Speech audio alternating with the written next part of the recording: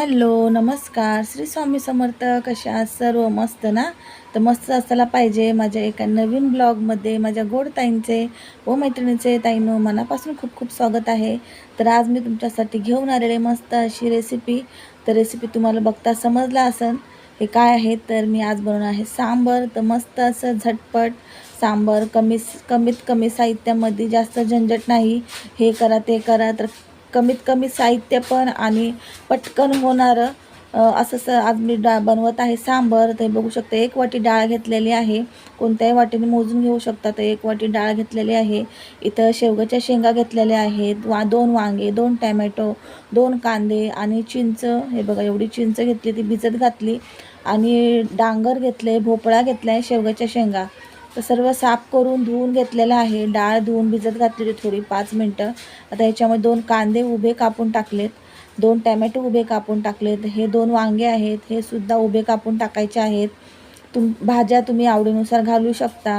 आणि बघू शकता हे शेवग्याच्या शेंगा, भोपळा, दुधी भोपळा आणि हे डांगर म्हणजे जो भोपळा असतो ना, लाल भोपळा आपला, आजीबाईचा भोपळा तुम्हाला माहितीच असेल. चल रे भोपळ्या टुणूक टुणूक, तो भोपळा आहे हा लालवाला भोपळा. तर कोणी याला डांगर पण बोलतं आणि जास्त करून भोपळाच बोलतात. तर तो भोपळासुद्धा मी घेतलेला आहे. आणि आपल्या आवडीनुसार घालायचा आहे भाज्या आपल्याला, शेवग्याच्या शेंगा वगैरे. आणि तुम्ही तुरीच्या डाळीत किंवा मसूरच्या डाळीतही करू शकता. मी तुरीच्या डाळीत करते. तुरीच्या डाळीतलं थोडंसं म्हणजे जास्त छान लागतो आणि मसूरच्या डाळीचाही छान होतो, पण जास्त करून मला तुरीच्या डाळीचा आवडतो आमच्या घरात, मग मी तुरीच्या डाळीचा करते. तर मी आज आहे ना थोडं वेगळ्या पद्धतीने करत आहे. म्हणजे डाळ आणि सर्व भाज्या एकत्रच टाकलं आहे. थोडंसं वरतून अजून पाणी घातलं आहे, जास्त पाणी पण नाही घालायचं. आणि मीठ घातले म्हणजे चव छान अशी येईल. त्याने ना फक्त 1 किंवा 2 शिट्या करून घ्यायच्या आहे आपल्या कुकरच्या हिशोबाने. जशी डाळ शिजती पटकन, तर जास्त गाळ आपल्याला शिजवायचं नाही आहे. फक्त 2 शिट्या करून घ्यायच्या आहे फास्ट गॅसवर. आणि हवा काढून लगेच, म्हणजे हवा गेल्यावरतीच. तर इथे बघा तर गॅस पेटत नव्हता, कारण एका हातात माझ्या होता फोन, त्याच्यामुळं ना दुसरीकडं लायटर लागत होतं. तर असं, तर इथे 2 शिट्या करून घेते. बघू शकता 2 शिट्या केल्या तर सर्व भाज्या वगैरे ना, भोपळा वगैरे असं, भोपळा म्हणा, वांगं असं गाळ झालं होतं.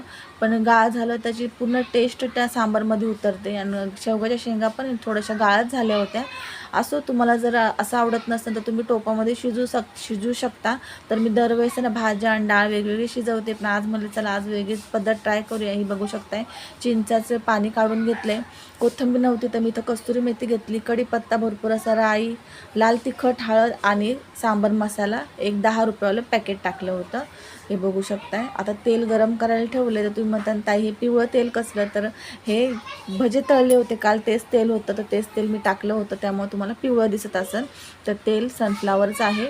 तर इथं मस्त अशी ना राई घातली, भरपूर अशी राई घातली. तडतडली राई का त्याच्यात कढीपत्ता घालायचा, भरपूर असा कढीपत्ता घालायचा. सांबारमध्ये कढीपत्ता छान लागतो. आणि तर कस्तुरी मेथी घातली. तुम्हाला जर लाल मिरची घालायची असेल, अख्खी मिरची, तीसुद्धा तोडून घालू शकता 2-3. तर मी इथं मसाला घातलेला आहे, लाल तिखट मसाला, जो रोजचा आपल्या जेवणातला असतो डब्यातला, तोच 2 चम्मच. आणि तिखट आपल्या आवडीनुसार 2 चम्मच तो मसाला, 1 पॉकेट 10वाला सांबार मसाला, एव्हरेस्टचा सांबार मसाला आणि थोडीशी हळद. आणि तुम्ही इथं गुळही घालू शकता. तर मी गूळ नाही घातला, दरवेळेस घालते, पण आज गूळ घालायची पण विसरले.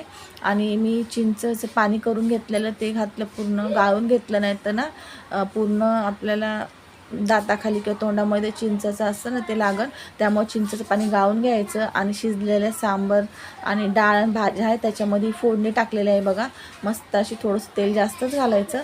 तरी वगैरे काही येत नाही सांबरला, आणि आपल्याला तरी वगैरे पण नसते हे करायची.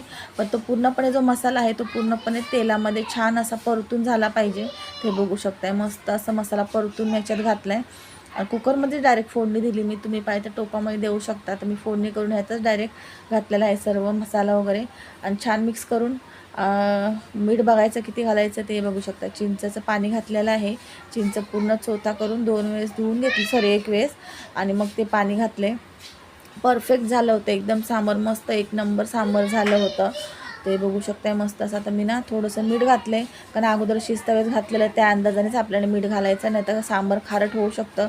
1 ते 2 उकळी आली का तुमच्याकडे कोथिंबीर असेल तर कोथिंबीर तुम्ही घालू शकता. तर इथं माझ्याकडे कोथिंबीर नव्हती, तर त्यामुळं मी कस्तुरी मेथी घातलेली, पण कस्तुरी मेथीने खूप छान असा फ्लेवर आला होता आणि मस्त टेस्ट झाली होती. आहा, एक नंबर. खूप आवडलं सर्वांना सांबार. मस्त असेल तर नक्की माझ्या या पद्धतीने सांबार तुम्ही करून बघा, तुम्हाला पण आवडेल. आणि रेसिपी आवडली का आजची नक्कीच मला कमेंट करून सांगा. आणि छान छान अशाच माझ्या रेसिपी बघण्यासाठी चॅनलला लाईक, शेअर, सबस्क्राईब करा. आणि ते बघू शकताय मस्त असं सांबार तयार झालं. तुम्हाला पटकन ताट तयार करून दाखवते. या सर्वांनी सांबार भात खाण्यासाठी.